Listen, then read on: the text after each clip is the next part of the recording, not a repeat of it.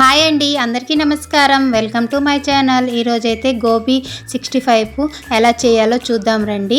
నేనైతే ఇక్కడ ఒక మీడియం సైజు కాలీఫ్లవర్ అయితే ఇక్కడ తీసుకున్నాను. ఇప్పుడు వీటిని ఇందులో ఎడ్జ్ని అయితే కట్ చేసుకోవాలి. కట్ చేసుకున్న తర్వాత ముందుగా ఇవన్నీ ఒక్కొక్కటిగా తీసి పక్కనైతే పెట్టుకోవాలి. నేనైతే ఇక్కడ అన్నీ ముందు పెద్ద పెద్ద పీసెస్ అయితే ఇలా తీసేస్తున్నాను.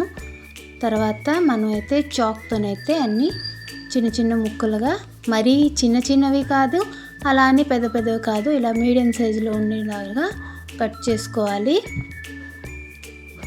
నేనైతే ఇక్కడ అన్నీ కట్ చేసుకుంటున్నాను.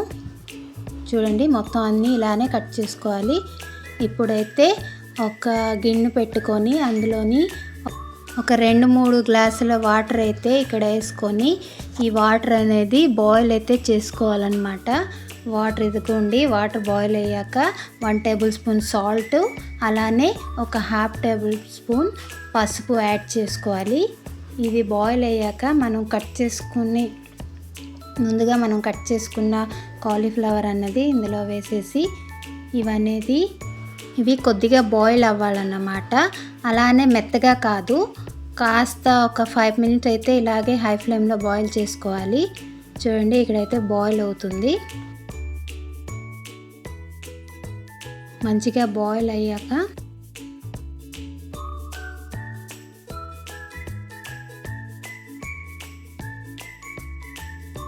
ఇప్పుడైతే బాయిల్ చేసుకోవాలి. చూడండి, ఇలా కలుపుకొని బాయిల్ చేసుకున్నాక చూడండి బాయిల్ అయితే అవుతుంది.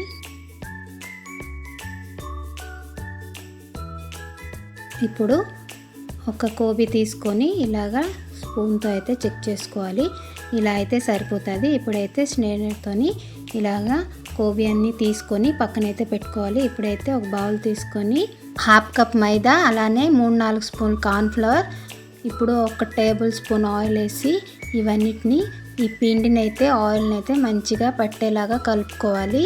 ఇలా చేసుకుంటే మనది 65 అనేది మంచి క్రిస్పీతో అయితే వస్తుంది. ఇదిగోండి, ఆయిల్ అనేది పట్టేసుకున్న తర్వాత ఇప్పుడైతే మనం 1 టేబుల్ స్పూన్ కారం, అలానే కొద్దిగా మిరియాల పొడి, సాల్ట్ తగినంత, అలానే గరం మసాలా కొద్దిగా, అలానే ఫుడ్ కలర్ కొద్దిగా, అలానే చిటికెడు వంట సోడా, ఇవన్నిటిని కొద్దిగా వాటర్ వేసుకొని బాగా కలుపుకోవాలి.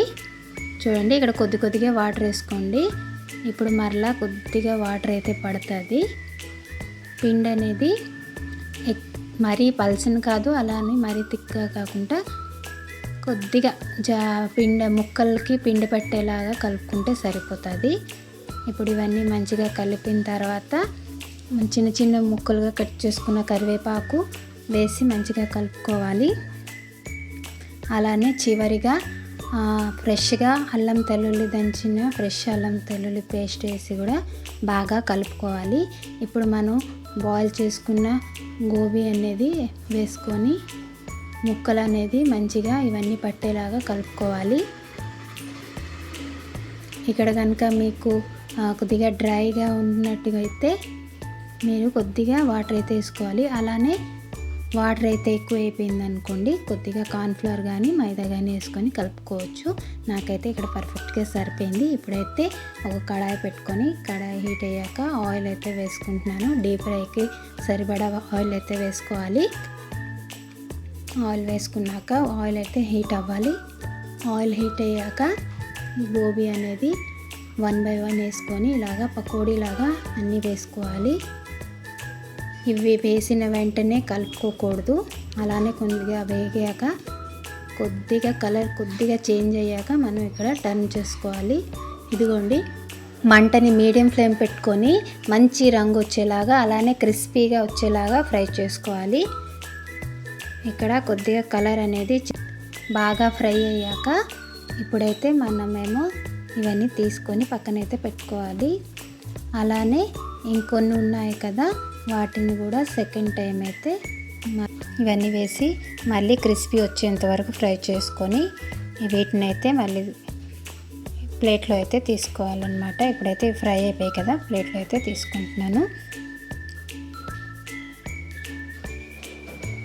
ఇప్పుడు ఇంకొక కడాయి పెట్టుకొని అందులో 1 టేబుల్ స్పూన్ ఆయిల్ వేసుకొని అందులో 2-3 పచ్చిమిర్చి, అలానే కాస్త కరివేపాకు, ఫ్రెష్గా అల్లం వెల్లుల్లి దంచుకొని వేసుకోవాలి. మంచి ఫ్లేవర్తో సూపర్గా 65 అయితే కుదురుతుంది. చూడండి, ఇది కొద్దిగా ఫ్రై అయ్యాక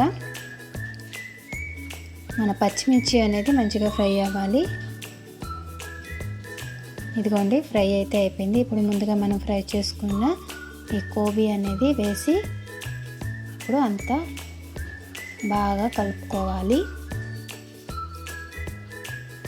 చూడండి, ఈ మసాలా అనేది మంచిగా పట్టేసుకుంది. ఇప్పుడైతే కాస్త టాస్ చేసుకొని ఇప్పుడైతే వేడిగా సర్వ్ చేసుకోవాలి.